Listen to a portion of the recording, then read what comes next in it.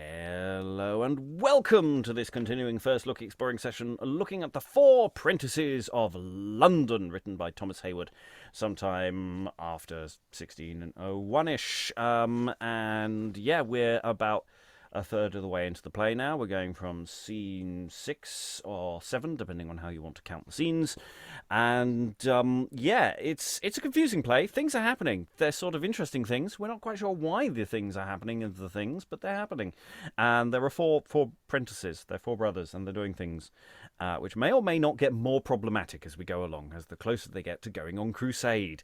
So yeah, there might be some issue with some of the material coming up. Coming forward. But anyway, to continue the journeys of these four prentices, reading today Godfrey and Moretes is... Alan, totally confused in Suffolk. Reading Guy, Soldan and Bella today is...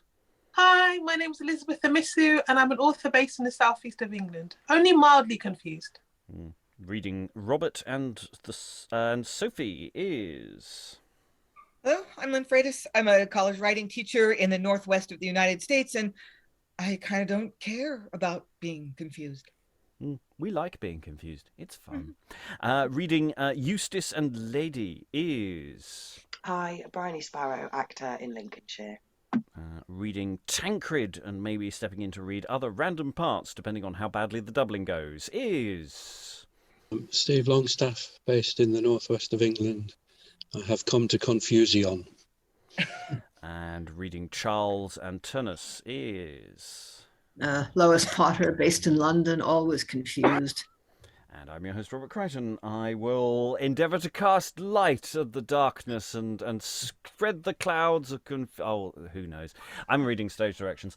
And yes, we're going from, depending on how you count the scenes, scene 7 or scene 6, if you include the induction as scene 1 or as a separate thing. And we're going to meet up with one of the brothers we haven't met up with for a while, one of the brothers who's been doing other things. So we meet a new character, enter Robert of Normandy, and we rejoin Godfrey of Bullen, and Guy of Lessingham with drum and soldiers. What art thou with thy brow confrontest me? One that thinks scorn to give least place to thee. Thou knowest me not to set my name so light. I reck thee not, nay frown thou canst not fright. We are no babe, or if we were, yet know thy proud face cannot like a bugbear show. Thou hast struck fire upon a flinty spirit. Thinkest thou, because thou leadest the French king's troops, and art commander of a few bold French, that we will yield the upper hand to thee? I let thee know thou hast dishonoured me. I let thee know thou hast done as much by me. Thinkest thou canst outface me? Proud man, no. No, I esteem thee as too weak a foe. Now, by my knighthood, I'll revenge this wrong, and for that word, thy heart shall curse thy tongue. What mean these hasty princes thus to jar and bend their swords against their mutual breasts, whose edge were sharpened for the enemy's crests? He shall not march before me. But I will. Sounds, but thou shalt not by this blessed day. I'll pitch thee like a batter out of my way. Thy arms want strength, thou canst not toss me so. No, can they not? By heavens, I'll try a throw. Princes, I charge you by the honoured zeal and love of him for whom ye come to fight, to cease this envy and abortive jar.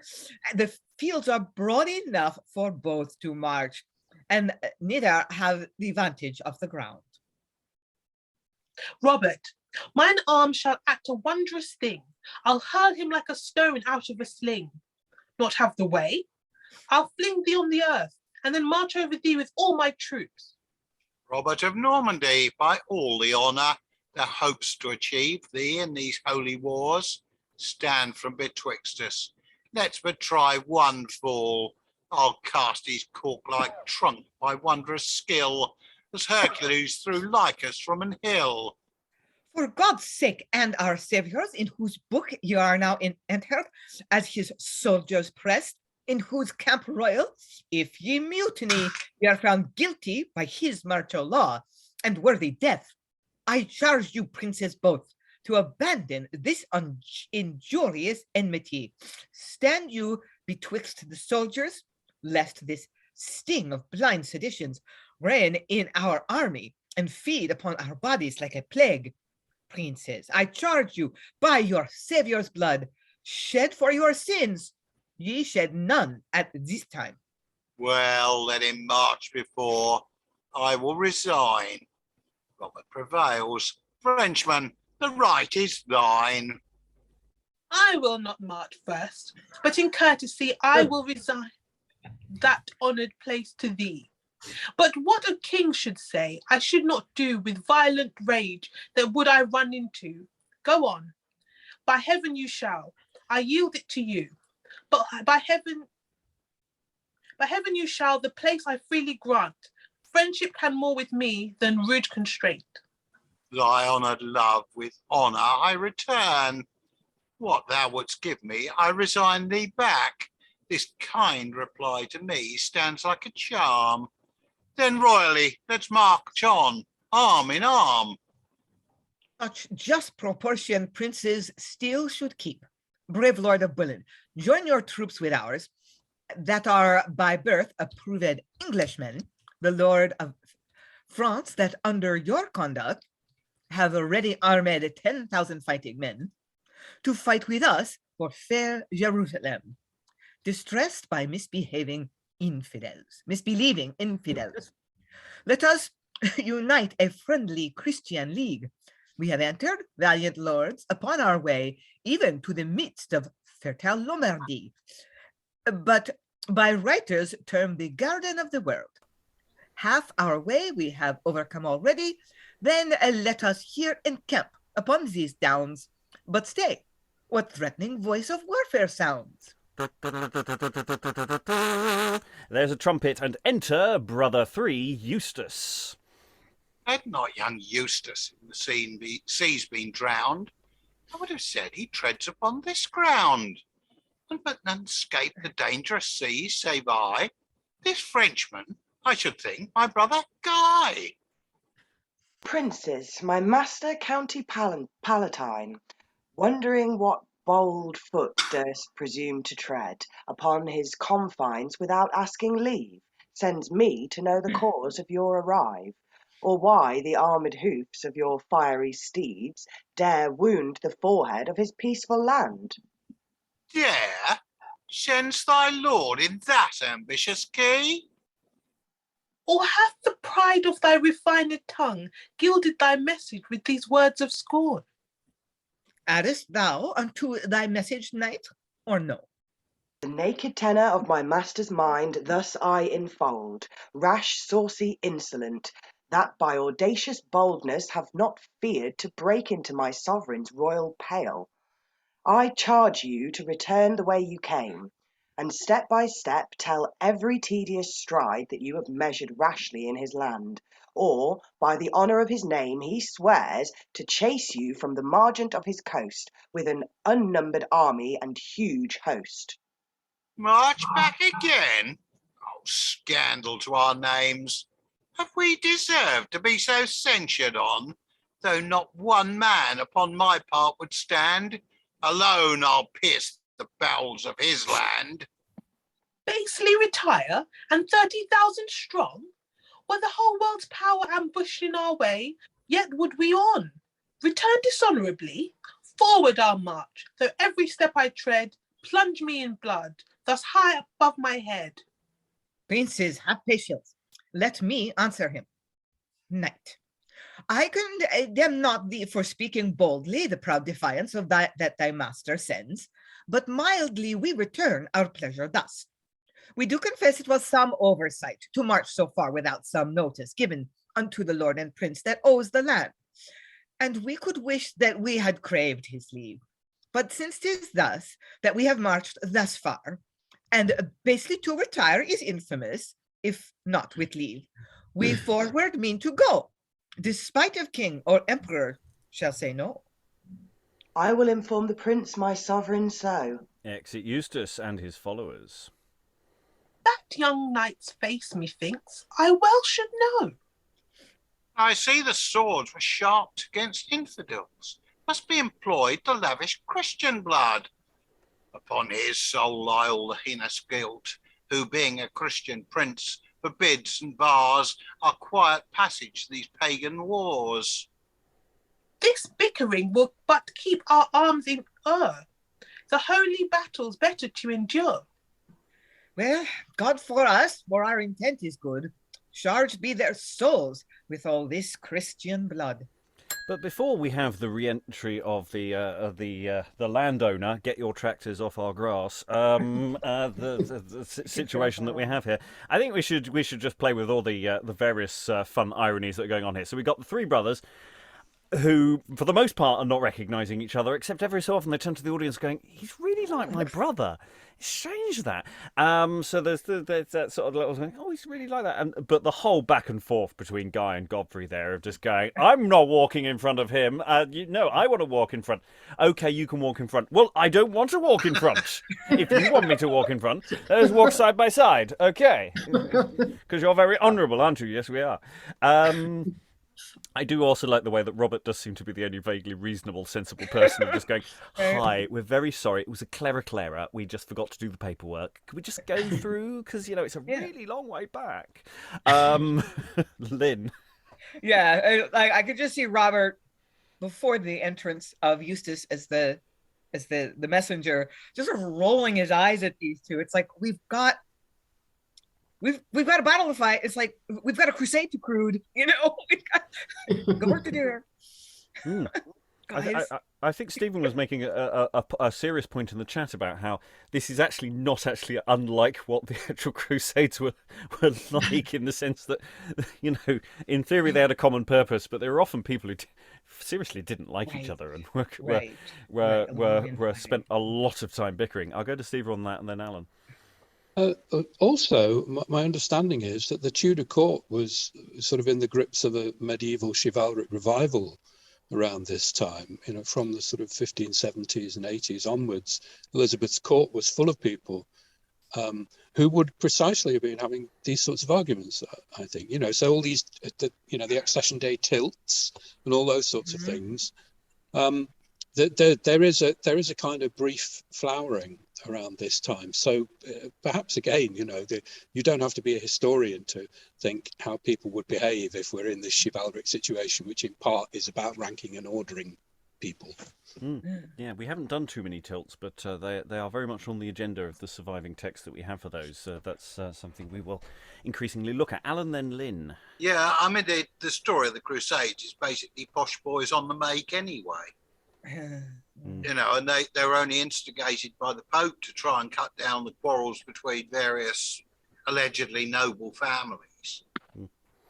I mean, to ask too much about history in terms of the relationship with this play is a bit excessive, but it's nice to see that there is some sense of how this kind of situation might actually connect with a real world thing, but only tangentially. Lynn. Yeah, it's sort of bouncing off of Stephen's observation that there was this sort of nostalgia. Is that fair for medieval chivalry in Elizabeth's court? I mean, maybe that nostalgia had kind of gone into eclipse during Mary's and Edward's reign, but it was very characteristic of Henry VIII's sort of way of seeing himself and way of being in the world. I mean, he loved to joust, and yeah, he really saw himself as a medieval knight. I get the impression. So yeah, this sort of obsession with chivalry is, pops up or kind of is always present, really throughout the late 16th century. I don't know how far into the 17th. Yes, I suspect that nostalgia goes, but yeah, I suspect especially when we get some new kings and new dynasties coming into play, that things culturally shift and things start feeling old-fashioned. In fact, maybe already feeling old-fashioned, in the sense that this might be feeling deliberately silly things about such conventions, and maybe feeling able to do that. Anyway, we stop mid-scene. Lots of people are about to come on stage, so hopefully that will be very exciting, and we'll see what happens, because we have the entrance of Tancred, we have the other brother, Charles. All four brothers are on stage at the same time, people. Will any of them recognise anybody else? We shall see. Enter Tancred, Charles, Eustace, drum, colours and soldiers marching. What art thou that braves the county palatine? Oh, my name is Robert, Duke of Normandy. Speak. Will ye all retire the way ye came? God keep Duke Robert from so foul a shame. Hasty retire when we have marched thus far? First we'll unpeople thy land by war. Then will we drive you back by our main force and seize upon your troops of foot and horse. So say you, but should you attempt to do it, we straight should overthrow you horse and foot. So said, so done, brave lord, were gallant play, but you would at the first push shrink away. No, proud Italians, all our spirits are fire, which burn not downward, but is made to aspire. Prince, we confess we did forget ourselves, presuming on that ancient privilege which every Christian brother prince should claim, one in the interest of another's name. An error we confess, though not a fault. But basely we dishonor back to fly, and to be held as cowards we deny. Nothing else can satisfy mine ire, but whence ye came the same way to retire. And that I'll never do. Nor I. Nor I. Then shall ye on these Lombard champaigns die. To arms, brave soldiers. Strike up warlike drum, prepare you Christian princes, now we come. Stay, brave Prince Tancred. Stay, great Norman Duke.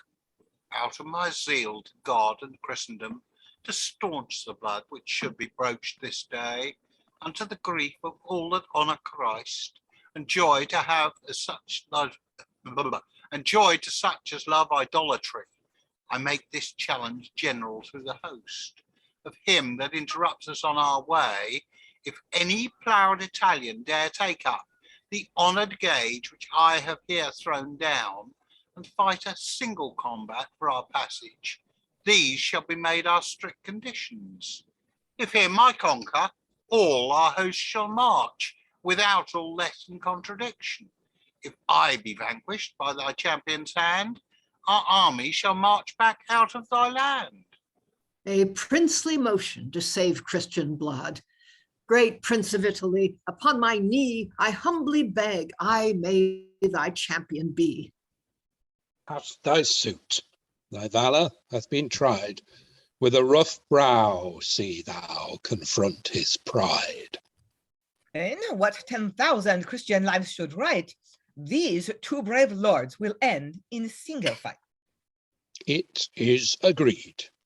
Stand to it, brave outlaw brother, would I were one of them. And I the other. What weapon wilt thou use? That which next comes. Give me this, partisan. Now strike up drums. Give me this, soldiers. Trumpet, sound a charge. I'll stop the passage which he seeks to enlarge. Princes, stand off. My warlike arm this day, for all your troops shall win a prosperous way. Thou canst not enter, though the way stood ope. My heart and this thy passage vows to stop. Yet will I, though. Thou shalt not. This says nay. No, but behold, I have this to hew my way. And Charles and Godfrey fight, and are parted by Robert and Tancred. I would not lose my champion for the world. Nor I this prince, for were these spirits spent, all Christendom their fortunes might lament. Part them on equal odds, on equal terms. And both alike valiant, both have honor won. More valorous live not under the sun. We will reserve their haughty chivalries to exercise against God's enemies.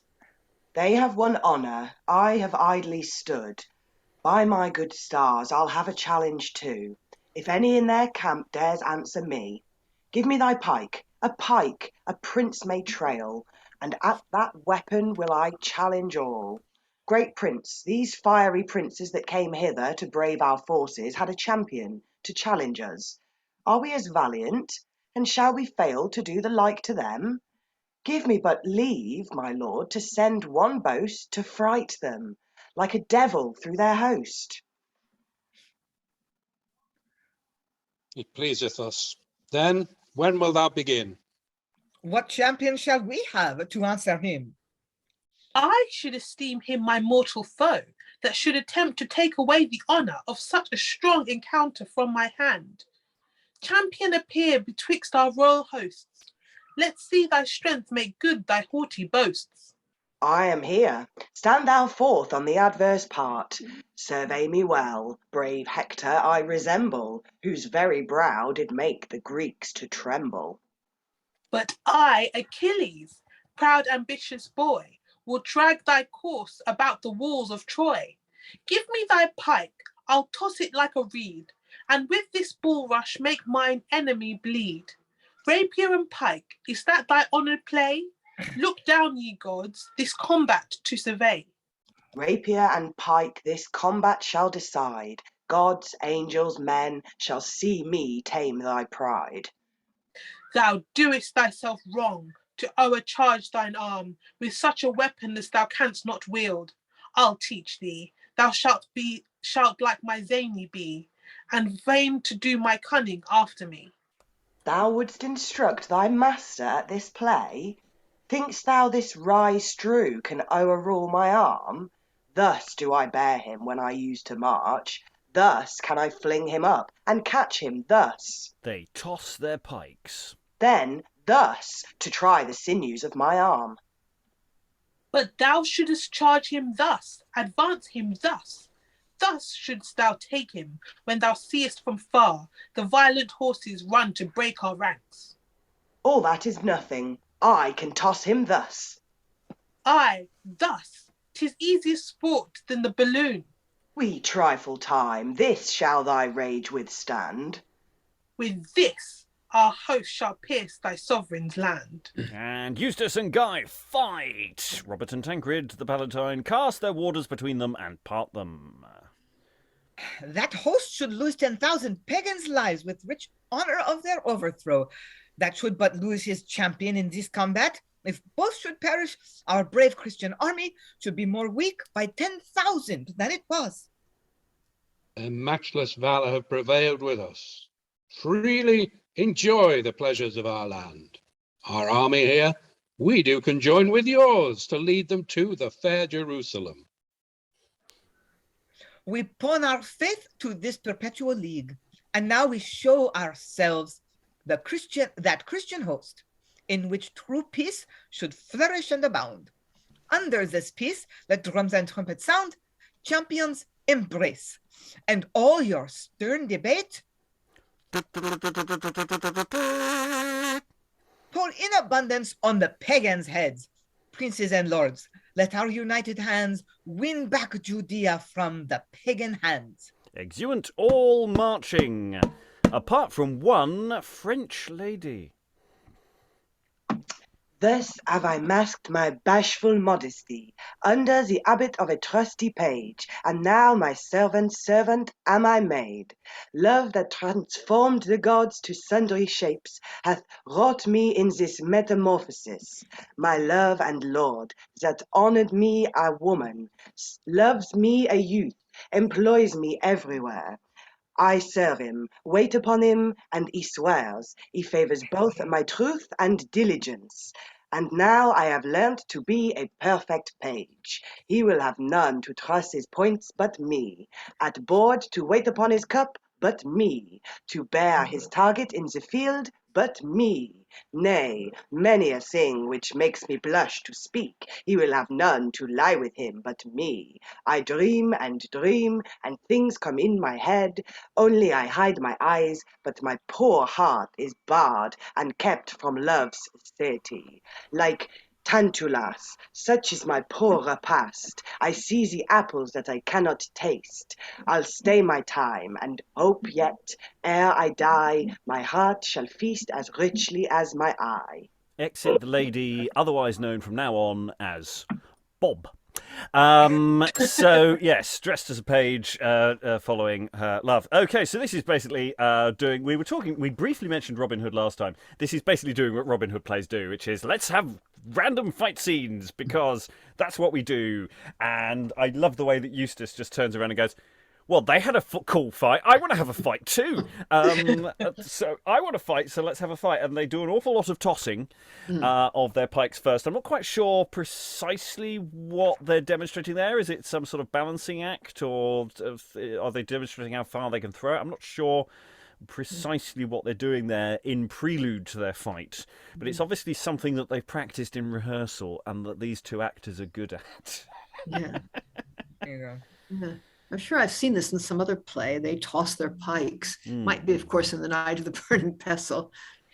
Well, and we have something about tossing things in one of the Robin Hood texts as well, where there's a show of strength or prowess, where say something gets tossed. So yeah, I'm just enjoying abusing language this way. It's fun. So yeah, but none of the brothers explicitly recognize each other, so they're all completely in the dark. How this works? I mean, there's nothing in the play to tell you why they don't. They're not in disguise. They just assume that everybody else is dead, so therefore they're dead. I thought two of them met. No, they hadn't. They hadn't recognized. Or hadn't they recognized? Oh, I can't remember. Anyway, no. Lynn. Yeah, so it would be easier to accept that situation, their failure to recognize one another, as a convention of the play, if the father and his oldest son hadn't recognized each other right away when they met. Yeah. Like if that hadn't happened, then I think it would be much easier to say, oh well, that's just how this works. Yeah. But it, the play's trying to have its cake and eat it, and it kind of maybe not succeeding at that. But we get two fights, and that's fun. And inevitably, of course, they all join forces to go and kill the infidel. This is it could be a bit of a problem from this point onwards. The fun of the play might become more of an issue. I might get more high pitched as we go along. Maybe. Alan. Yeah, I'm just wondering if this is just in the Robin Hood plays territory of, doesn't matter about the words. What the audience wants to see is fighty scenes where things might go wrong. We might see real blood. Yeah. I mean, I don't see anything going horribly wrong here because of the way it's nature. But, in terms of maybe the actors will slip up, there's always hope from a mild maiming. Briony. But as someone, because I'm not normally a fan of the willy waving, and it's a bit of willy waving, but it's silly willy waving. It's like tongue in cheek, and I'm totally here for that with the tossing and everything else. It's fun, and we like it. Yeah. Okay. Any other thoughts before we move on? No. Okay, we're going to go into a new field of dramatic endeavour, which may or may not be awkward. So we're going to scene 8 or 9, depending on your point of view, and there's a flourish. Enter the old Soldan, the young Sophy, tables and forms, and Moretes, Turnus, with drum and soldiers. Counsel, brave lords, the Christian army marcheth, even to our gates, with paces undisturbed. The hollow earth resounds with weight of arms, and shrinks to bear so huge a multitude. They make a valley as they march along, and raising hills encompass either side. Counsel, brave lords, these terrors to decide.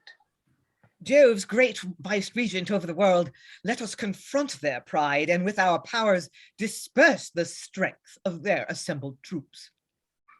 Sion is ours by conquest. All Judea is the rich honour of our conquering swords. Shall we not guard it then, and make our breasts the walls that shall defend Jerusalem? They shall march over us that march this way. Before the Christians shall attain these walls, with dead men's faces we will pave the earth. I cannot judge the Christians are so mad to come in way of battle, but of peace. They rather travel in devotion to pray their vows at their Messiah's tomb, and so as pilgrims, not as soldiers come. Your own power blinds you and hath screened your eyes. My hairs do wear experience livery, but yours, the badge of youth and idleness. Their army stands upon a mountain top like a huge forest. Their tall pikes like pines in height do overpeer the lower trees. Their horsemen ride like centaurs in the meads and scout abroad for pillage and for prey. Courage is their good captain. Courage, no. Pale fear and black destruction leads the foe.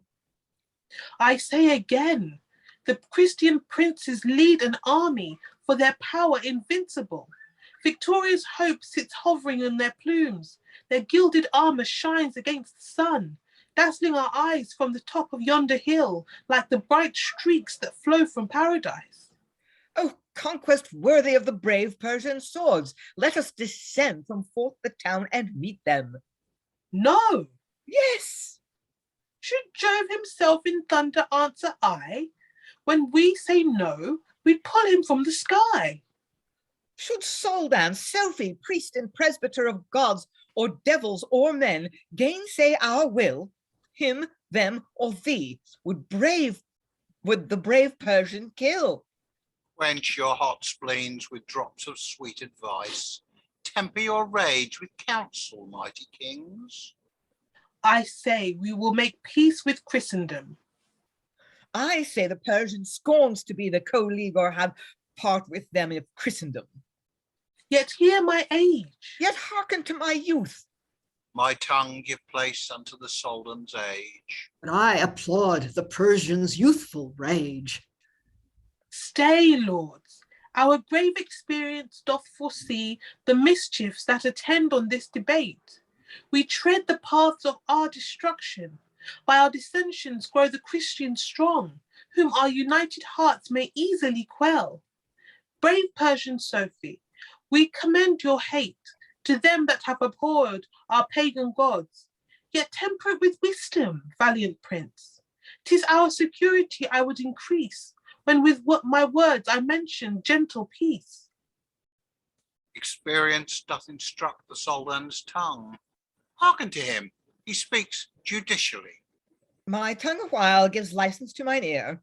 The depth of your grave wisdom let us hear. Then thus, let's send unto the Christians' host to know what cause hath brought them thus far armed.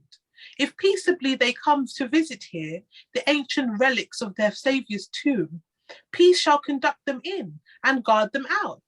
But if they come to conquer Silent Hill and make eruption through our triple walls, death and despair shall ambush in their way, and we will seize the ensigns they display. My youth yields willingly to your grave years. Let it be so. But whom shall we elect to be created Lord Ambassadors? Moretes shall be one, for I am sure he will employ his tongue, peace to procure. Turnus another, he that all things dares, will with defiance stir them up to war. Moretes and brave Turnus, speed you straight unto the Christian host. Say if they come like pilgrims to behold the sepulchre, our gates stand open to receive them in, and be you painful to persuade a peace. But if they stand upon their hostile ground, our breasts are armed, our swords are keen, bold are our hearts, and fiery is our spleen. And so be gone. Try to persuade a peace. Exit Moretes. I go the furious rage of war to increase. Exit Turnus. We will meantime conduct our royal host. One half is mine, the other you shall lead, to intercept them ere they win the sight of these invincible and high-built walls. Brave Persians, we will both in ambush lie, sure now the Christians are all come to die. Exeunt the Soldan and the Sophy, and there will pause. Okay, I was quite afraid where this text was going to go, and okay, by no means there are still many issues, but on the whole, this is an interestingly portrayed court. I mean, it's still quite bold in its sweep of you've got very binary positions of wisdom versus youth going against each other. But they hold on the whole a very reasonable position. Hey, if look, they just want to come and look at their pilgrimage sites, then that's cool. If they're coming to fight, we're going to give them a fight. I think they lay out their position quite well on the whole. I'm sure this will get worse, but actually that was quite an interesting scene. It's set out as a debate. They discuss it as a debate. I liked the bit when the Soldan just goes, "Oi, watch it," to the other person who said, who contradicts the Soldan directly to his face and is going, "I think you haven't figured out how this system works." Lynn, then Alan. Yeah, it is. This was a surprising scene. The way the characters are portrayed. I mean, it's so much like we see European courts portrayed in history plays. The seated king is more cautious. He's less aggressive. He wants to kind of figure out what the situation is. And then the younger members of the court, often his son, and is the Sophy his son or his heir? Anyway, just wants to get out there and kick some ass. So it's interesting the way it's just basically mirroring a European court as it would be portrayed in a history play of this period. Not particularly exoticized or they're not saying things that mark them out as the kind of pagans that the Christian soldiers are being accused of them. And actually, I don't know whether this is just sort of coincidence or not, but in fact, when the Holy Land was ruled by Muslims, they were generally very tolerant of Christians coming on pilgrimage as long as they were peaceful, and the Jews were allowed to worship as their traditional religion. So that was actually the case where Christian pilgrims were allowed to visit the sepulchre and so forth. So the Soldan sort of tolerance and not warlikeness. It's a really interesting. I mean, that's it. I mean, the text does make the Christian army sound quite invincible. I mean, the way he's talking about it. So he's making the Christian side, he's raising them up from the other side. So, it's not. Let's be careful about pushing it too far one way. But the text is still has an angle and a spin. But I say it's quite surprising so far how that's going. Alan. Yeah, except that Soldan's last couplet that we did basically undermines the whole of this thing about sending Moretes out as a peace envoy. Where basically he's saying, right, we're going to set up an ambush and murder the lot of them. So not unlike any royal court. Yes, I'm looking at that, wondering if actually there's a speech prefix missing there, because it would make more sense if Sophy says some of those lines. So that might not be a contradiction. That last couple actually would make more sense for the Sophy, wouldn't it? Yeah, so we need to just double check the text, because otherwise it makes no sense. I mean, he might do it as an aside. There are room for asides in all of this. Some of the stuff that Sophy says seems to possibly be to the room, and then sometimes it might be an aside to an audience, and I'm not sure how that dynamic works. Other thoughts in the room? Elizabeth? Yeah, I was just a bit like the Soldan was going on a little bit too much about how wonderful the Christian army was. Like their armor shines so bright, and I can imagine the audience going, "Yeah, that's us. We're the ones he's talking about." But I thought it was a bit maybe ironic that it was the Soldan who was saying it. It was like, you could say that they're strong and that they're a mighty army, but to call them invincible is a bit of a push. Okay, let's take a further gambit and find out where this is going. Scene 9 or 10. Enter Tancred with Bella Franca, richly attired, she somewhat affecting him, though she makes no show of it. Robert of Normandy, the four brethren, Godfrey, Guy, Charles, Eustace, presumably none of whom recognising each other, and the lady, like a page. Might be some interesting doubling clashes going on here. Silly voices if necessary. Behold, brave Christian princes, all the glory that Tancred can inherit in this world. Part of it's mine. And part belongs to me. Heavenly mixture now beshrew my heart, but Godfrey with the rest could cry half part. I am all hers. That lady seems to me the fairest creature ever I did see. Tancred, of all, thy face best pleaseth me. Fair lady. Madam, Mistress. Beauteous love. Bright goddess. Nymph, love, whom ye will I say, ye affect not my beloved Guy.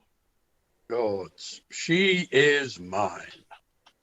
When did my interest cease? When I am here, you brother outlaw, peace. Why should not I enjoy her? why not I? She can have none but me. That we deny. That we deny. Princes, what means this frenzy in your hearts? Or hath some necromantic conjurer raised by his art some fury in my shape to work sedition in the Christian camp? You have confirmed by general parliament a statute that must stand inviolate, namely that mutiny in prince or peasant is death. A kingdom cannot save his life. Then whence proceed these strange contentions? I seized her first. I first her thoughts did prove. I plead the composition for my love. If wealth will win the thoughts of that chaste lady, I'll bid as fair as any for her love. If valour may achieve her, I, amongst many, will bid more warlike blows for her than any. Nay, if you go too scrambling, this for me. Guy draws. Beads is at list, so you repulsed be. Yet hear me, princes. Hence with frivolous words. Stand we to prate when others draw their swords? Speak thou my cause. Charles draws. This shall my pleader be. Tancred draws. Thou art for us. And sword speak thou for me. No stage direction there for Guy. Oh, he's already drawn. There we are. Yes, and Robert draws. Yes. He that best loves me, pierce me with his sword, lest I become your general overthrow. I do conjure you by the love you bear me, either to banish this hostility, or all at once to act my tragedy. A blow is death proclaimed by Parliament. Can ye make laws and be the first that break them? No, knew I that this my beauty bred this strife. With some black poison I would stain my cheeks, till I looked fouler than an Ethiop. Still do ye brandish your contentious swords? This night shall end my beauty, and tomorrow look to behold my crystal eyes scratched out, my visage martyred, and my hair torn off. He that best loves it, ransom it with peace. I will preserve it, if your fury cease. But if ye still persist, the heavens I call, as my vows witness, I will hate ye all. To show my love, my sword shall... Oh, no, that's not... Sorry. To show my love, my sword shall sleep in rest. I'll keep mine sharp for brave Soldan's crest. Peace, sword. The Norman Robert keeps his keen to abate the fury of the soldier's spleen. My sword cries truce. Blade, when thou next art seen, thou makest thy lord a king, his love a queen. You have redeemed my beauty. Your last jar had made perfection with my face at war. Lady, the virtuous motions of your heart add to the abundant graces of your fame.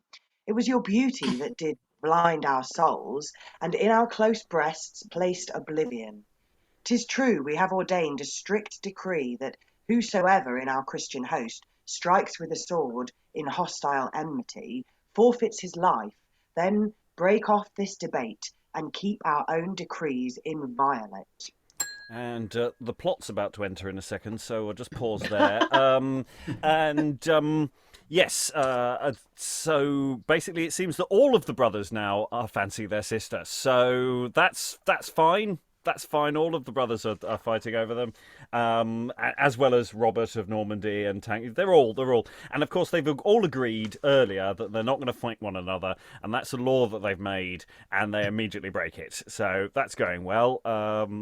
Bella gets a speech, which bit awkwardly racist in the middle of that. So that was that's a trim, and it's more sort of back and forth silliness generally going on here before, I say, the plot enters. Briefly, any thoughts, Lynn? Yeah, I want to sort of push back against your "that's a trim." I think it's significant that Bella has this speech about remember your vow, remember your agreement, and they completely ignore her. Mm. Yeah, they have to go through the process of themselves deciding that they have to do the thing without reference to her. Yes, Lois and Stephen and Elizabeth. It's potentially pretty goofy. I mean, 4 people all draw their swords saying we're going to fight for her. Then 4 people all solemnly put their swords back. Each of them has a line saying they're going to do it. I mean, when you get that many, it's like to lose one parent, maybe a tragedy to lose 2, looks like carelessness. Stephen. Well, that's Lois's point, really. I mean, there is a line in there somewhere, isn't there, where somebody says to somebody else, hang on a minute, we're talking, they've got swords again. So the only reason for them to kind of pull their swords out is because there's these other blokes waving their swords around. Elizabeth. Yeah, I just thought that Bella's speech was quite violent. I thought she was like, I'll scratch up my eyes, I'll scratch my face and everything. And I also wondered, she talks about how foul she would be if she had dark skin like the Ethiop. But there isn't that much reference to her whiteness. Because I was thinking that her beauty must be in her whiteness then. And I was wondering that maybe in the scenes that I hadn't been in before, Bella might have talked about how white she was and how fair. I don't know if they've brought it up. I think it's a beauty standard that we have in contrast a number of times. I don't know whether the text has brought it up earlier. I'll see if anyone remembers. Alan, then Stephen. Yeah, I mean the Wash and Ethiop trope has come up a number of times in texts that we've looked at lately. But we haven't had necessarily the contrast. Stephen, then Lois. Yeah, I'm wondering in the context of stage makeup, if we've got boys playing women, we actually do have white face effectively because of the way that the makeup was, the sort of pale lead-based whatever makeup that kills you, and perhaps a bit of rouge. So there may have been kind of staging conventions and makeup. Well, there will have been makeup conventions.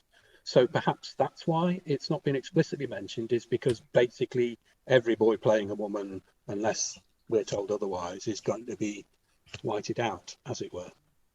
And also that we're literally about to have people coming on who are presumably made up in blackface as well in a moment. So maybe that's a deliberate contrast, actually, in the author's mind as well. Another not unproblematic element. Lois. Yeah, just the double meaning of the word fair. I mean, they probably do talk about Bella being the fairest woman they ever saw, and fair does have that kind of double meaning about it. There was something else I thought was interesting, was that opening stage direction saying that Bella secretly prefers Tancred but isn't showing it. I was just wondering what on earth she's supposed to do if she's supposed to have feelings that she's not showing. I mean, she does have that one line to Tancred in private, so I don't know whether it's referring to that line coming up or whether you're right, there's some sort of I like him sort of gestures going on that when everyone's got their back turned. I don't know. Subtext. I think we've got subtext here. Let's not be silly here, Lois. Let's not get carried away. Okay, let's continue the scene as we now have the two sides are now going to meet. Enter with the tucket before them, Turnus and again there may be some even more doubling issues here. So beware of talking to yourselves. Turnus and Moretes. Health to the Christians from the mighty Soldan. Death and destruction from the Persian Sophy. That tongue brings peace, to thee I will attend. That tongue brings war, thy motions we commend. Have we lost Stephen? Steve? His tile is dark. Yeah. Tancred, are you there? Past the rooms. I will say Tancred until a reappearance. Peace, speak peace. Thy looks are smooth. We'll list to thee. Speak war, bring war, and we to war agree. Babylonian Soldan, mighty princes, sends me to know the cause of this your march into a land so far remote from ye. If ye intend to see your prophet's tomb as holy pilgrims, peace shall guard your way. Peace we defy. Let's hear what thou canst say. Proceed, proceed. Do, and I'll sound my drum to drown his voice that doth for parlance come. Why, I am born to nothing in this world but what my sword can conquer. Should we yield our fortunes to base composition, I have no hopes mine honour to increase. Cursed be his base ear that attends to peace. Let me conclude my message. Pagan, no. War's friend speak thou. I am to peace a foe. The Persian Sophy thus instructs my tongue. That prince amongst you, whose heroic breast dares show itself to his triumphant spear, accepting but the name of Christian, like to the Persian gods, he honors him. But should he know a heart in these proud troops, and know that heart to be addict to peace, he'd hate him like a man that should blaspheme. In Sion towers hangs his victorious flag, blowing defiance this way, and it shows like a red meteor in the troubled air, or like a blazing comet that foretells the fall of princes. Oh dear.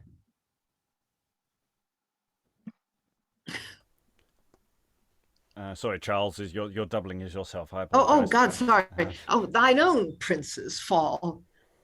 Then, in one word, destruction to you all.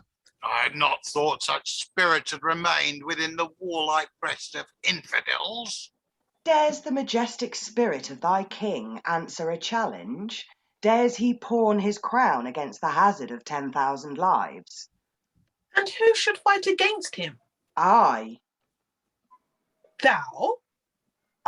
Against him, and thee, and all the world that interdicts my honour. Me? Thee. Fire, rage and fury, all my veins do swell. Be mute my tongue, bright sword my fury tell. Fire mount 'gainst his mad fury, check his rage, burn out then flame his blood till thy heat shall swage. Guy and Eustace fight and are parted. What have ye done? Injustice stains our crests. If for this act ye have not lost their lives. I will not bear the badge of Christendom in such bedlam mad society. Cease to determine of their harebrained rage till ye have sent the pagans from our tents. 'Tis well advised. Soldiers, take charge of them till we determine of our embassy. I fear me, Turnus, had you known before the spirits of these haughty Christians to have been so full of envious chivalry, you would have tempered some part of your rage. You see, they strive and fight amongst themselves to practice hate against they meet with us. Moretes, no, we scorn all abject fears, and they shall know our hearts as great as theirs. It shall be so. Attend me, pagan lords. We come not with grey gowns and pilgrim staves, beads at our sides and sandals on our feet, fear in our hearts, entreaty in our tongues, to beg a passage to our prophet's grave? But our soft beaver felts we have turned to iron, our gowns to armour and our shells to plumes. Our walking staves we have changed to scimitars, and so with pilgrims' hearts, not pilgrims' habits, we come to hew way through your main armies and offer at the tomb our contrite hearts, made purple with as many pagans' bloods as we have in our breasts religious thoughts. And so, begone, no words in trifling waste. Death follows after you with wings of haste. That prince speaks music, which doth cheer my heart. Princes, adieu. With terror I depart. Exeunt Turnus and Moretes. Now, to these other Captain Mutineers, what shall be done with them? Even what you please. We have lived with pain and we can die with ease. What God hath made, a God's name do you mar. Death is the least I fear, now to the bar. Lords, give me leave to temper our decree. The law is death, but such is our regard of Christian blood, we moderate it thus. Because we know your worths, your lives are saved. Yet that the world shall see we prize our laws, and are not partial should we sit on kings. We doom you everlasting banishment from our Christian army. Banishment? This was your doing. Well, I'll be revenged. By all the hopes that I have lost, I will. Princes, your dooms are upright. I obey them, and voluntary exile myself. Against my furious spirit, to leave this royal army, and to lose the honour promised in the pagan's deaths. Farewell to all, with tears of grief I go. You are all my friends, thou only art my foe. Hold me so still, where'er I next shall meet thee. This sword like thunder on thy crest shall greet thee. Banished the camp I go, but not so far, but I will make one in this Christian war. Like an unknown knight I will bear a shield, in it engraven the trade I did profess. When once I was a goldsmith in Cheapside, and if I prosper to these arms I'll add some honour, and the scutcheon I shall bear shall to the pagans bring pale death and fear. Adieu, brave Christian lords, for I must betray. A banished man can never miss his way. Why do you look so sad upon these griefs? Pardon me. My heart begat a thought at their departure, which had been of force to have strained a tear or two from my moist eye. How like was he to Eustace, he to Guy? A leaden weight of grief lies at my heart, and I could wish myself were banished too, to bear them in their sorrow's company. These, for example's sake, must be removed, and though their absence will much weaken us, we had rather put us in God's guard, lessening our own strength, than to bear with that which might in time lead to our overthrow. March forward, lords. Our love we will defer.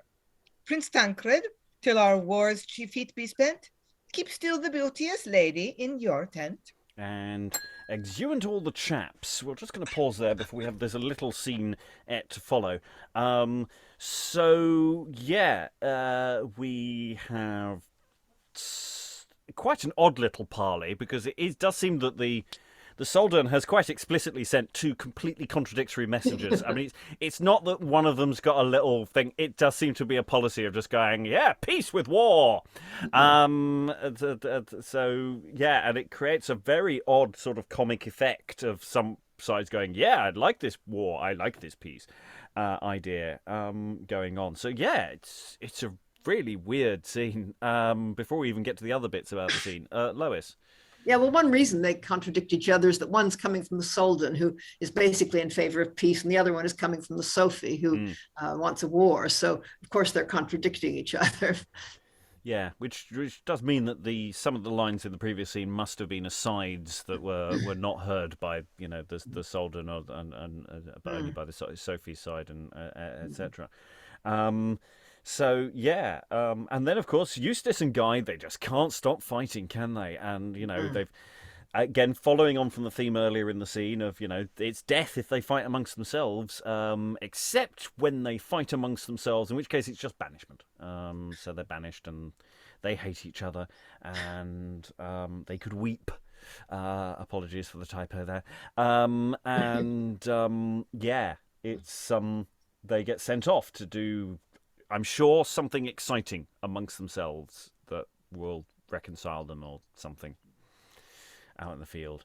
So yeah, it's got a bit more problematic because you've got these big speeches from Godfrey saying we're gonna throw off our pilgrim's attire and change it all for sword and fighty stuff, and you sort of get the impression that the point of the play is for everyone to go yay, and sort of going yay, go Crusades, yay. this is not in sort of slightly awkward. Quite difficult to have that reaction to what is going on here. Any other thoughts? Lois? I just think it keeps getting sillier and sillier. I mean, this repeated, every time you think things are getting calm, a couple of guys start fighting each other again. I mean, it's got to be funny, really. Oh, yes. I mean, that's the thing, is that, we've got all this incredibly silly, chivalrous action, but within a real-world context, which is just not... It's quite difficult to pull that off in that sort of context. Lynn? I'm trying to remember, and I can't, if the sibling rivalry between Guy and Eustace was particularly marked in their early scenes. I mean, you could, in production, make their relationship appear a little bit tense and contentious before they lose each other, so that maybe this makes a little bit more sense that these are the two brothers that get into a conflict, and then Charles and Godfrey are like, bummer. Again, are you trying to look for logic? I think it's just they fight because they fight, and that's because they're fighty chaps. Lois?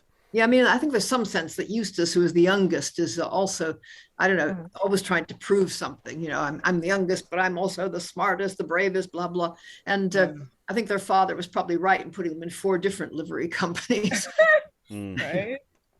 Absolutely. Okay, well, the chaps have finished, I say they've finished waving their willies, but they haven't. There's a lot more of that to come. But they've left the stage, thankfully.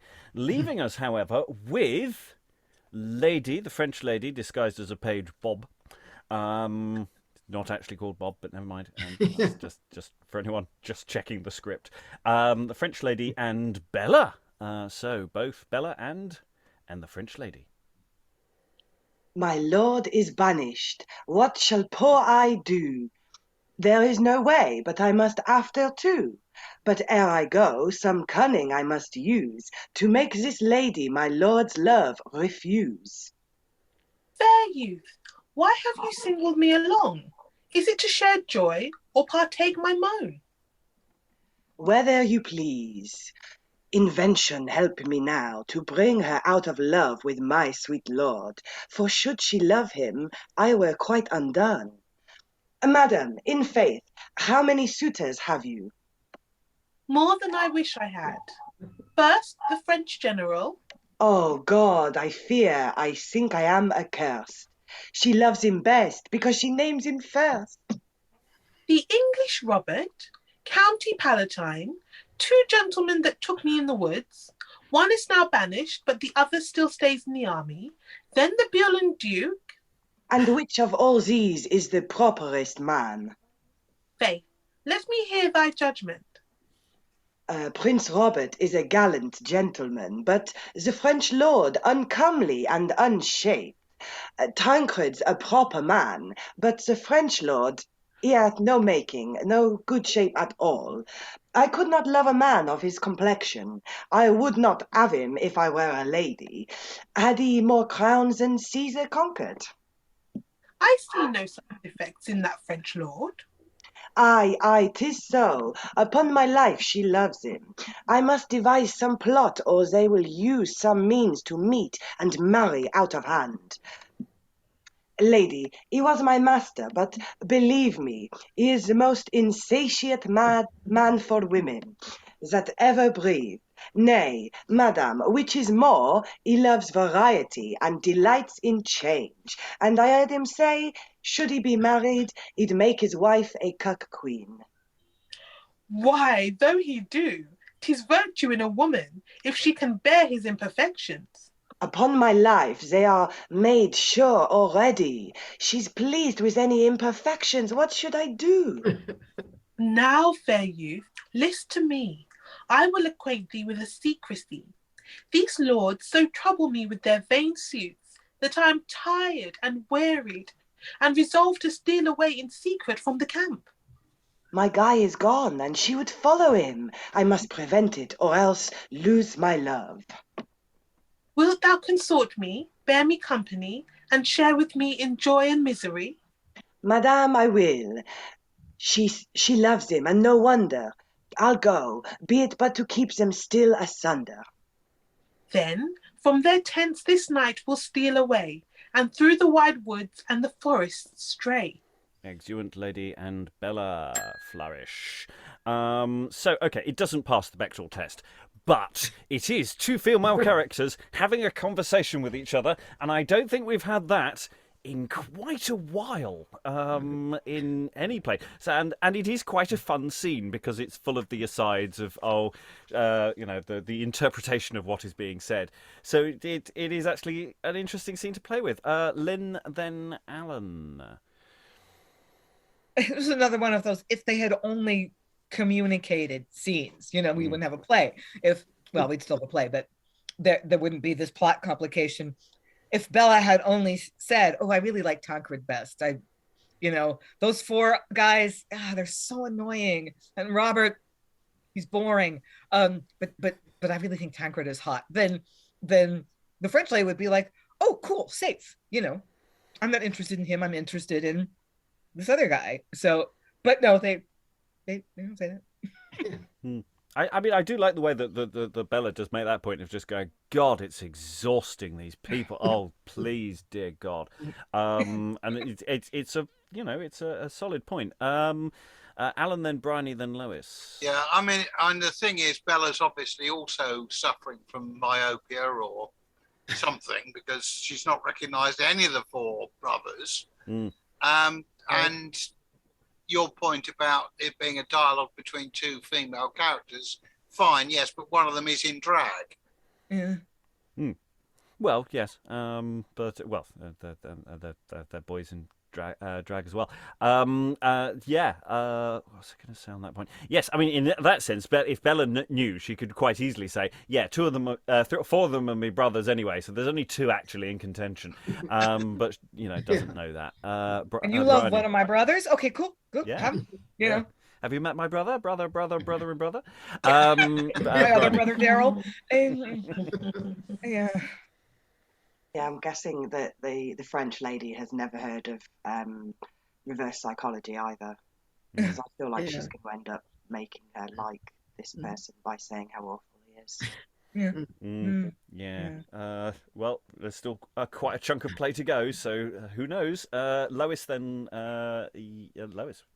Yeah, well, that was sort of what I was thinking, that the French lady keeps going on about Guy, and Bella, either is just being sensible, saying, he doesn't look that awful to me, or she sort of picks up on something and is being mischievous and suggesting, I rather like, he's all right, because she can see it's irritating the other woman. I mean, you could have quite a bit of fun with that scene, I think. Yeah, it's a good one. Okay, we go back, perhaps problematically, to the other side of the equation. Let's see what's going on here. Enter the Soldan, the Sophy, Turnus, and Moretes. There's drums, ensigns, and soldiers. Then your reports sound naught but death and war. Christians would not lend an ear to peace. Since they demean themselves so honourably, this earth shall give them honourable graves. By pride herself are their proud ensigns born. War in their tongues sits, in their faces scorn.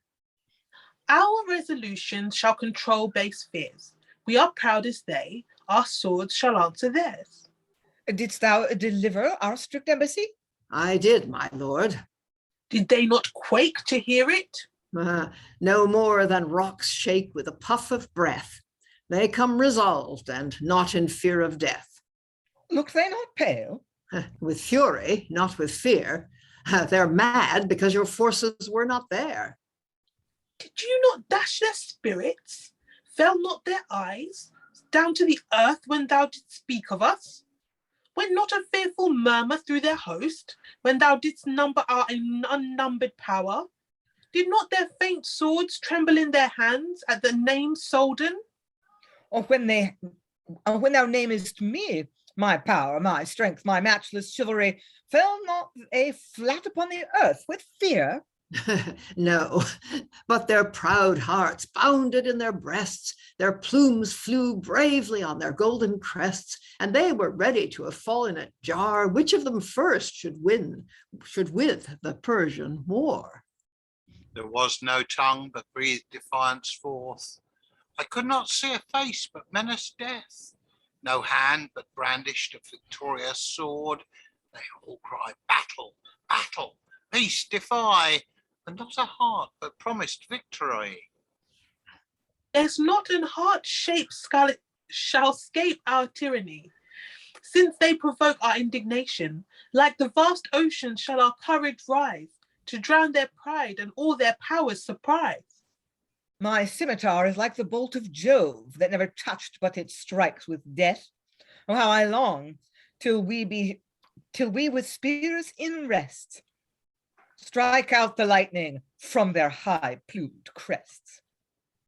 I would burn off this beard in such a flame as I could kindle with my puissant blows, yet the least hair I value at more worth than all the Christian empire.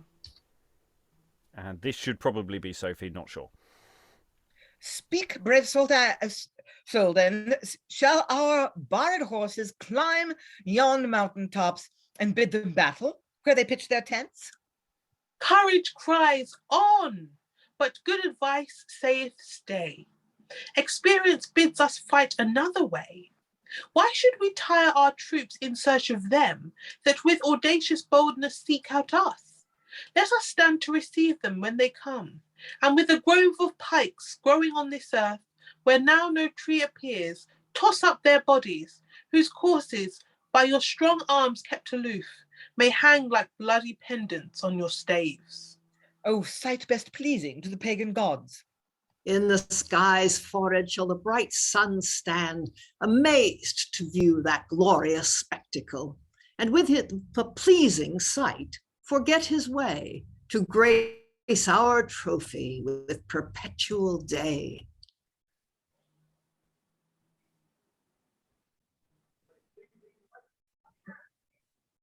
Moretes? Sorry, but how shall we receive their armed troops? What special order will your grace assign to them that shall command your companies?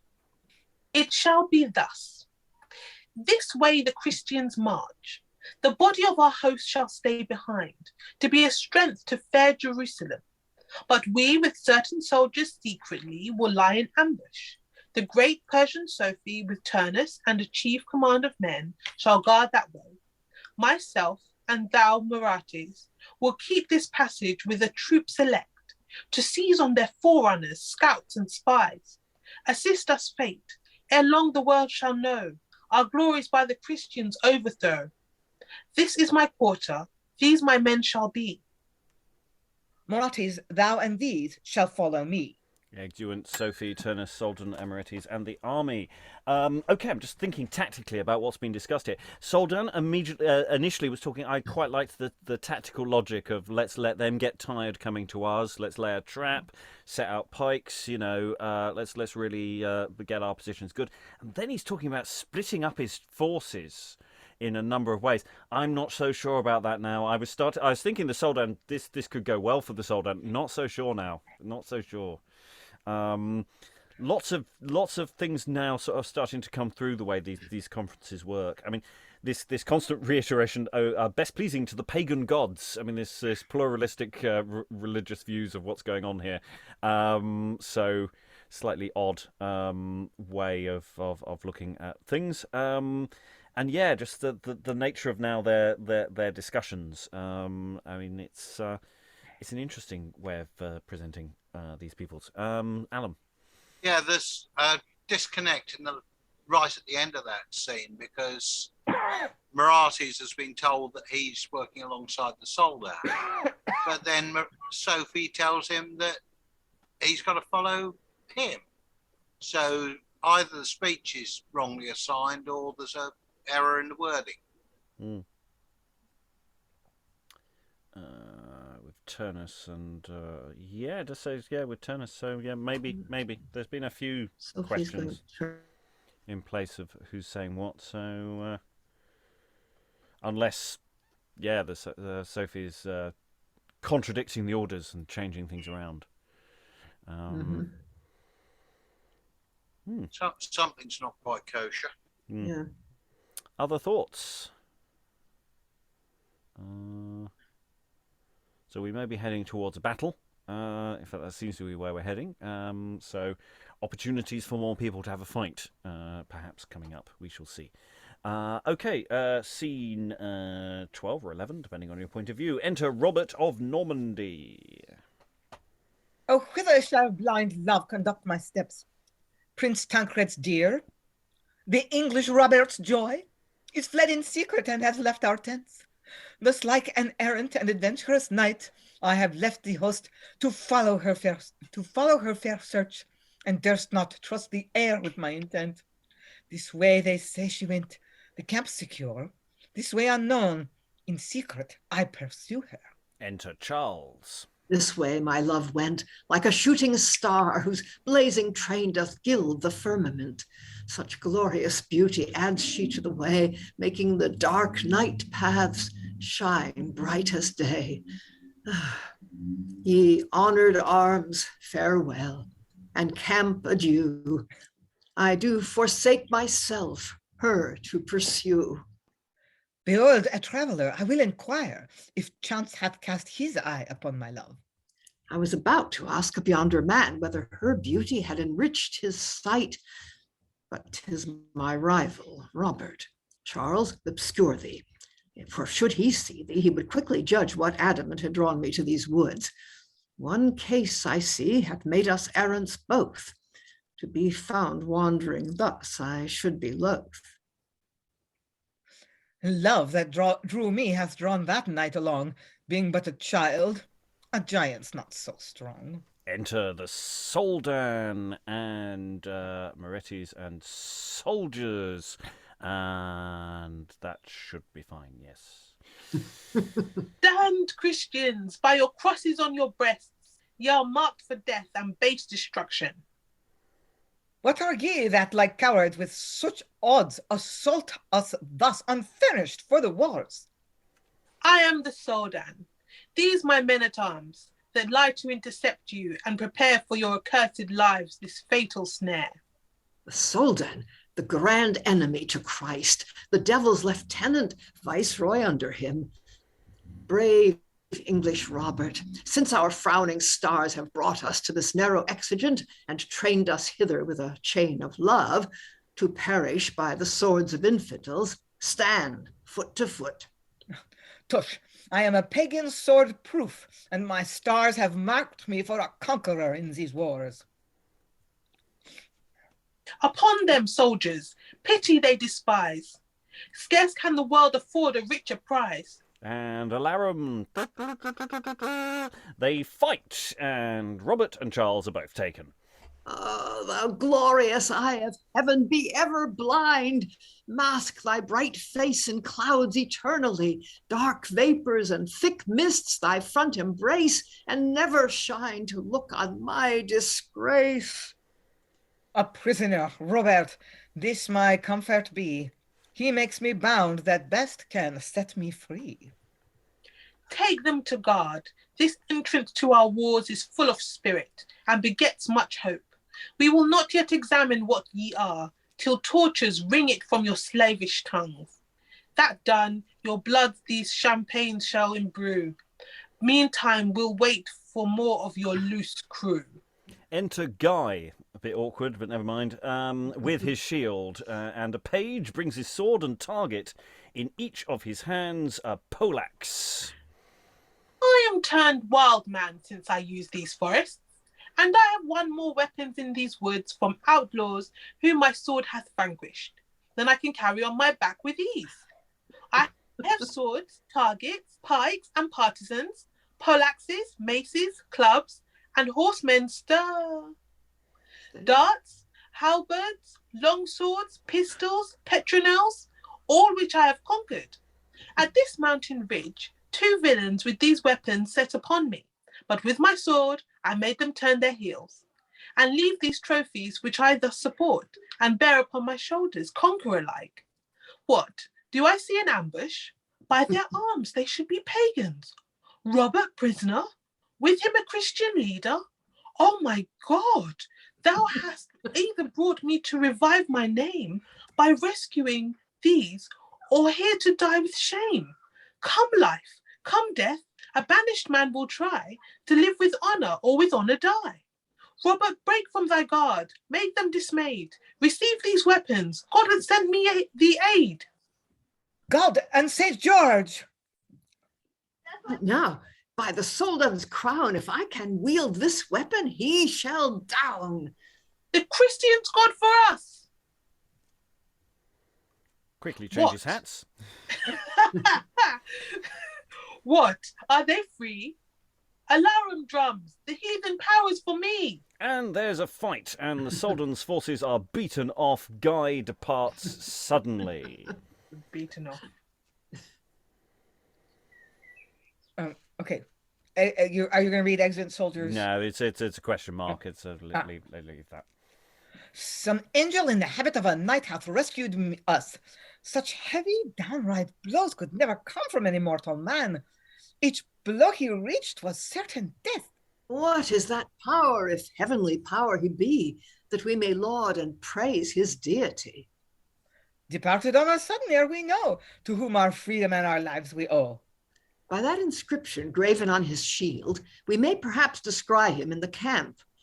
Cease admiration, then. Let these events hasten our steps back to survey our tents. It's a miracle that, frankly, the Christian forces are getting anywhere in this fight. Because basically, every time they're sort of going, we will go and fight people. Hang on, we're just going to nip off and look for someone. I'm looking for as well. I mean, half the army's been basically, all their big star players have all disappeared. They're all off looking for Bella, and so they're paged down, and as well. And Charles and Robert are off, and then Guy turns up. Basically single-handedly takes out the Sophy's men with his ridiculously well-tooled up frame. I mean, it looks like he's just turned up and his coat's just covered in weapons. He just flails them around and just goes for it. And nobody recognises him. It's just some angel in the habit of a knight, and they're going, look, they've forgotten what he looks like again. Right? I mean, it's just like, it seems to be that a play is entirely peopled by people who just the moment they walk off stage forget who anybody else is in the world. They just have a vague memory.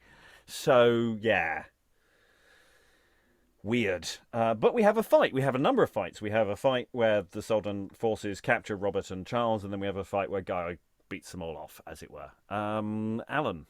Yeah, I'm just wondering whether we've got another bit of misdirection in here about this inscription on the shield, given that Guy seems to be walking around with stuff he's plundered from anybody else he's encountered. So are we setting up yet another deceitful identity issue? I think it's probably going to be his genuine shield. I think otherwise it... but I could be wrong. With this, I wouldn't take any bets, Rob. Well, actually, no. I think with this, by the nature of the thing, by the fact they picked it up and talking about it at great length, I suspect it is his actual coat of arms, and which were mentioned, I think, at the beginning of the play. Did they talk about arms of the livery companies that they were for? So I feel that on Chekhov's shield here, that's probably going to get a call back or something along those lines. It's an odd, as ever, just things just happen in this play. It's just for effect. It's don't look for logic too much. I don't know, Stephen. It looks like you're thinking about applying logic to something. No, I was just thinking about weapons. Sorry. That's right.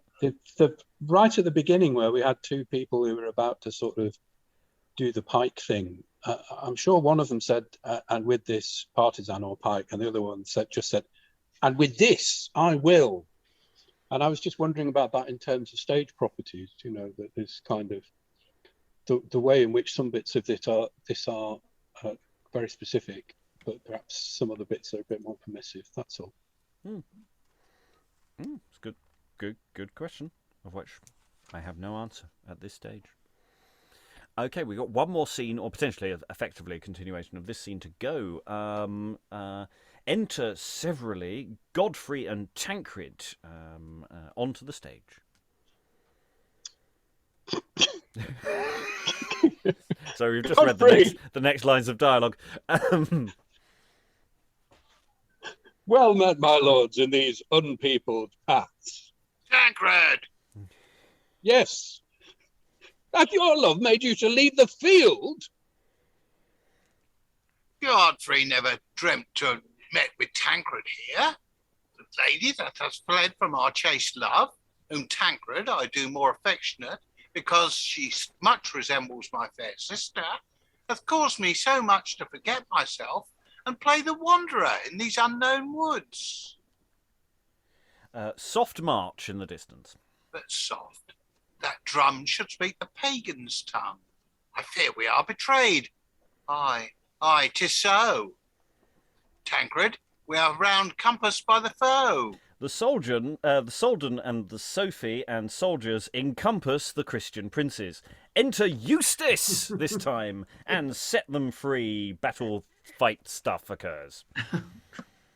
Thank me for this, for next the almighty powers. I have been the means to save your desperate lives. Now, Christian princes, I am quit with you for all the grace you have done me in the camp, and now you owe me for my banishment. And though you have exiled me from your tents, you have not power to keep me from the wars. Upon this shield I bear the grocer's arms, unto which trade I was enrolled and bound. And like a strange knight, I will aid the Christians.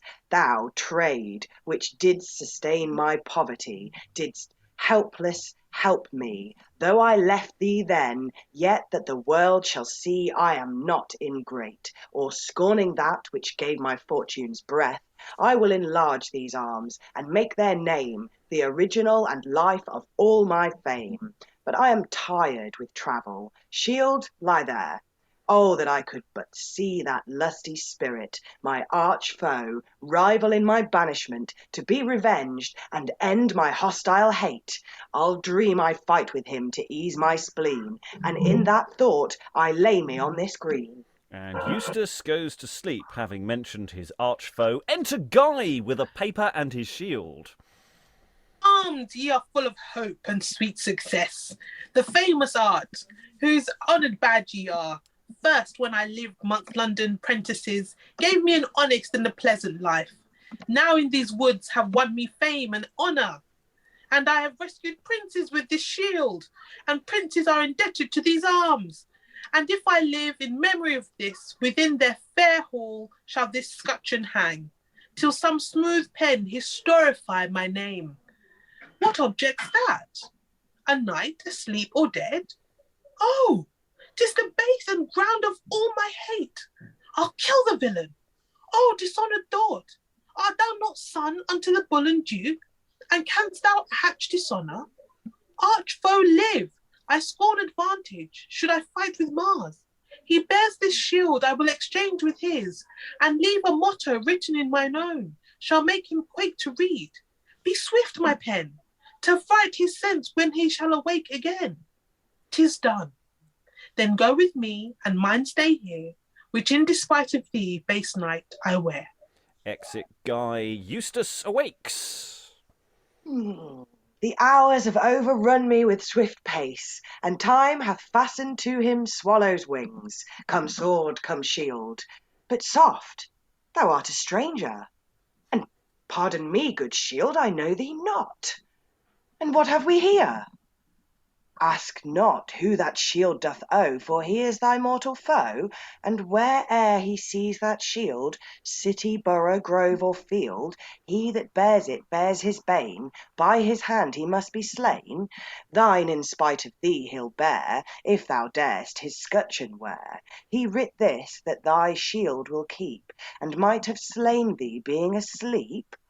'Tis a fine fellow, by this light, he is an honest rogue, and hath a good conceit. Wear it? I'll wear it. If I do not, well, he needed not to have put in the word dare, for I dare I? He shall see I dare. Belike he fears I dare not challenge mine. Were it fastened to the arm of Beelzebub, I would fight with him with firebrands for my shield. But dares he wear mine? On my life he dares. I love him like my brother for this act, and I will bear this shield with as much pride as sate I in a chariot by Jove's side. Shine bright, my stars, to do me some fair grace. Bring us to meet in some auspicious place. And we're going to pause there because, frankly, where the scene divisions function at this point is all a bit blurry because it seemed that Eustace, having fought off all the people attacking Tancred and Godfrey, because, of course, everybody's off looking for Bella. Everybody! They've given up on the Crusades. They've just all gone out in the woods looking for people. And once again, Tancred and Godfrey get attacked by the Sophy. And once again, random dude Eustace turns up, fights them all off. And Eustace just goes, I'm just going to have a nap. For no apparent reason. We don't quite know who he's talking. It seems that he's talking to the people at the beginning of the scene, but he probably isn't. And it all starts getting very Climon and Climades at this point, because it's all shields and honour and nice dare work. I liked the wordplay with dare. That was quite nicely done.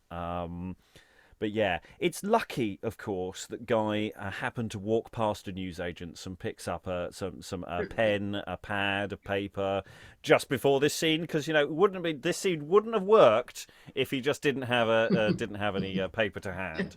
He just luckily happens to have brought on specifically for this scene. Briony, then Lynn. I like to think it's like when you fall asleep first at a party and he's actually written it on his face with a Sharpie.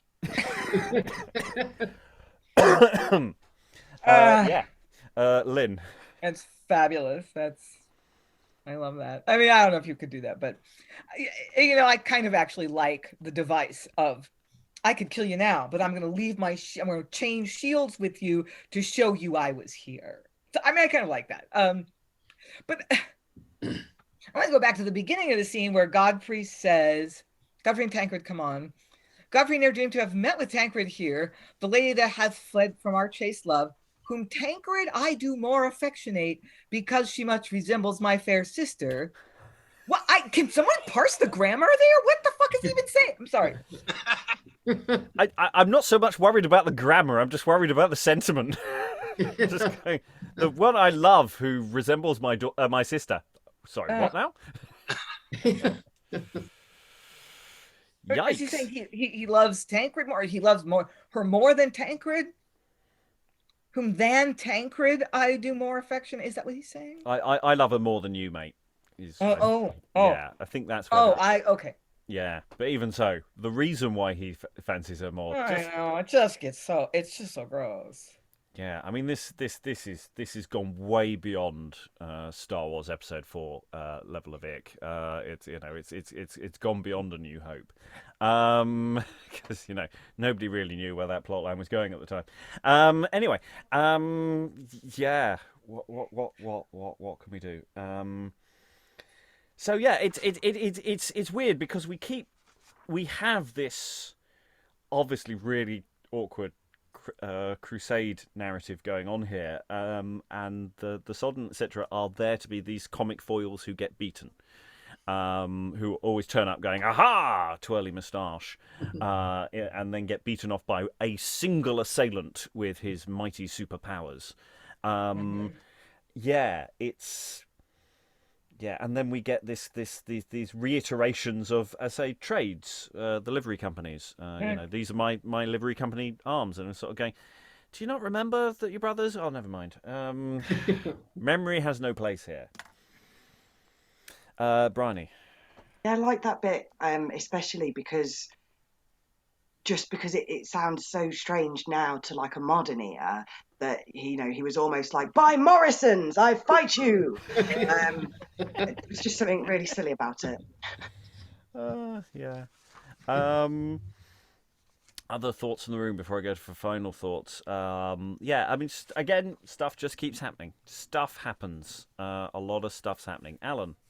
What was this Heywood doing? Gives a job to whatever livery guild would pay his fees. Well, that's a good question. I mean, he's not going to write civic pageantry or that kind of thing for a while. I mean, and I do mean a while. It's going to be a good 20 years before he gets sort of that kind of gig.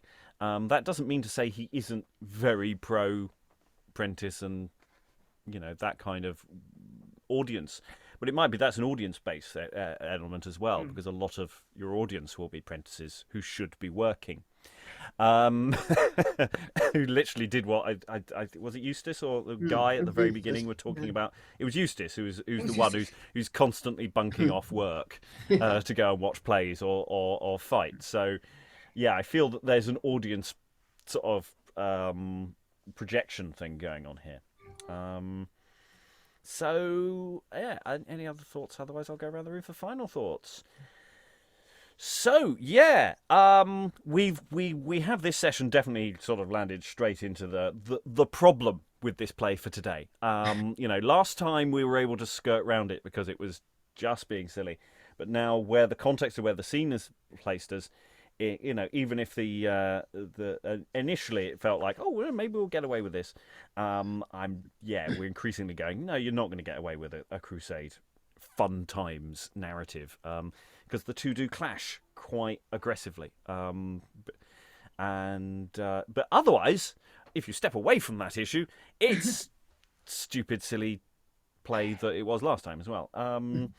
So I'm not quite sure how to reconcile the two problems. I'm not worried about the fact the play makes absolutely no sense whatsoever. That is not the problem. The problem is it's set during the Crusades. That's the problem. And yeah, there's no sort of getting away from the language that they're constantly using there. So, final thoughts. I don't know what to do with this yet. I don't know what can be done with it at this stage, apart from sort of take all the elements from within it and do something very different with it all. But I don't know. Briony, any final thoughts? You weren't here yesterday, so you've sort of landed head first into this narrative. I feel like this is a good one to not attend all the sessions for, in terms of, like you said, it doesn't really matter how much sense it makes.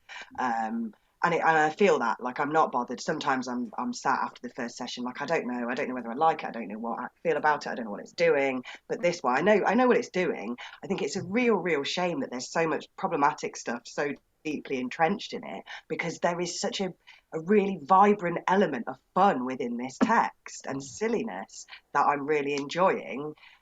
And then the odd moments of, oh my God, did they just say that? So I don't know, like you, I don't know how, because it's so deeply in there, how much you would be able to tidy it up. I'm quite sceptical still, but it's a shame because it's lovely. If we just made it, it's one of those sort of moral questions. If we just changed it to being attacking the French, would we care? And it's one of those things, because it's where if they had a stereotypically comic depiction there, would we be having the same discussion? I suspect not.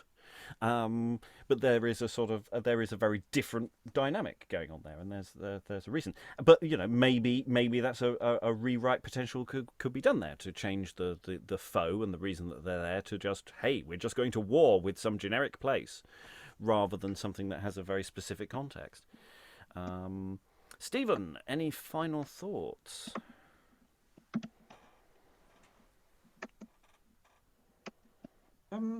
Yeah, it's difficult for me to kind of, because I always think about when it was performed originally, It's difficult for me to know how much of this is sort of straight on, chivalry porn for nerds, as it were. So much of the incidental behaviour and the attitudes seems to be related to these people's idea of chivalry. So, the question that keeps popping into my head is, did they actually think this? Would this have just looked ridiculous? Or is this actually, quite a good attempt to enter into the imaginative world where chivalry really was, the primary motivating force of a certain kind of man? And so that's the question, really. It's a question of tone, because some of it just seems ridiculous, really. And the thing that saves, I think, the disguises thing, my take on that, I suppose, is that these guys are bound by this incredibly rigid code in lots and lots of ways, and that's what motivates them. That's basically their kind of, what comes with the manufacturer is just chivalry is in there, in the DOS, and everything else is just kind of incidental. So why on earth should you recognize somebody else? Because actually, what's that got to do with being chivalric? And so it's the tone thing is for me the question. Alan, any final thoughts? Yeah, I'm not quite sure what the hell is going on. I think a lot of the words are there simply as an excuse for spectacle. I mean, we've had at least a dozen fight scenes so far. One can see our resident fighter ranger salivating over this one. Thing that crosses my mind, I just wonder who was the active London herbalist at the time, because Heywood was probably quite a good customer for whatever hallucinogens were available.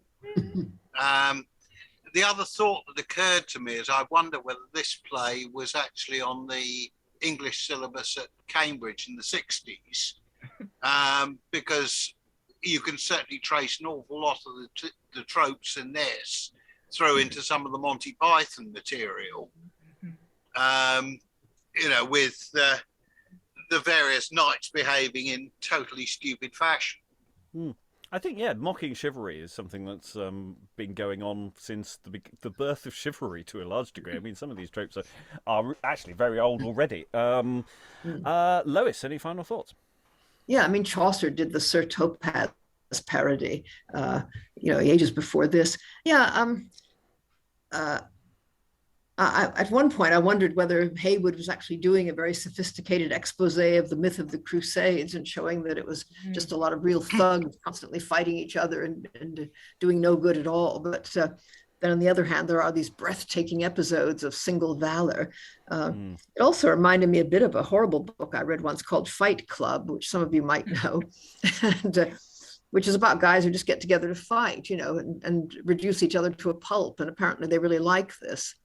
I don't know, I just thought that we seem to be kind of in that world. Yeah, I mean, my village hall, hires itself out for Fight Club every alternate Thursday. I mean, it's very popular among the over 50s. He jokes. Lynn, any final thoughts? Yeah, I'm like Stephen. I'm really not as exercised about the tone. I really think in order to make this fly in the 21st century, you just have to lean into the silly. You have to lean into the Monty Python. What its tone was 400 years ago, I think that's a very interesting scholarly question. But I think for production today, I think you just really have to be careful not to tread very close to the actual serious problems of violent masculinity and the whole Fight Club ethos and all like that. It's I think it works by being ridiculous, and the fighting can never really seem too, the threat can never seem too real. I think as Robert was saying, you would just have to replace the enemy in the Crusades context with something else. You make it two European powers, so there are more sort of, the dynamic is more is more even, something, because that's just, we're not doing that. And I think you could even play down the incest thing. Stephen was talking about like the whole chivalry package. You got to tick all the boxes, to be a real knight. And one of the boxes you got to tick is like, oh, you got to have a mistress, you got to have a fair lady. There's one. I'm gonna be her guy. That it's never really seriously love. It's quite performative. It's quite stereotypical. So it seems less icky because it seems less real.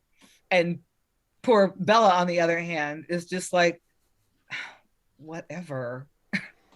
It's like, I mean, they're handsome enough, but they look like my brothers. They're boring. Yeah, I think you may be able to tap dance around that and make it work. But yeah, you got to lean into the ridiculousness of it, I think. I popped in the chat earlier that I think actually no, you've got to lean into the incest thing, because I think it's a big audience. Because I was talking about you want the audience to react. This is all about audience reactions to things, and that's the reaction from the very beginning is just no, and I think that this play is asking for that kind of reaction frequently, and so I think if you sort of move away from that, I think you can add all sorts of interesting moments in there to just get the audience to just feel quite weirded out, and I think that's a legitimate response for the play. But of course, that's just because I'm sick and twisted inside. Elizabeth, any final thoughts? Again, you're coming for this session to this strange tale. Any final thoughts? Yeah, I remember saying at the beginning that I was like mildly confused, and now I'm greatly confused. But I don't think that it matters. I don't think that the playwright here is going for a masterpiece. It's not going for like a narrative that changes your world, kind of, so to speak. I love what Lois said about Fight Club. I haven't read the book, but I have watched the film. And I know the first rule of Fight Club is that no one is supposed to talk about Fight Club, but the number of people there seems to grow every time you go to these sessions. And I think that there is like a nonsense trope in this that is quite endearing. It's not annoying. I feel like every time they fight, I'm just like, oh, there they go again. They're fighting again. And I think it does serve to sort of break up some of the long dialogue. I did think some of the language in this was actually rather beautiful, but it was just it felt a little bit misplaced. Like it was kind of lost in this narrative that doesn't go anywhere. And that doesn't rightly make sense. So I'm actually quite looking forward to the final session. I like the idea that, towards the end of his career, Heywood was sitting there surrounded by a gaggle of followers, and you went, yes, my apotheosis was, of course, the Four Prentices. It's got some of my deepest work in it. I poured my heart and soul into that one. Okay, I think I've gone around the room once. We have one more session on this play to go, where I'm sure we will be edified by the deep meanings within the text. All that remains is to thank all the wonderful readers for all their wonderful reading. Thank you very much, everyone, and goodbye.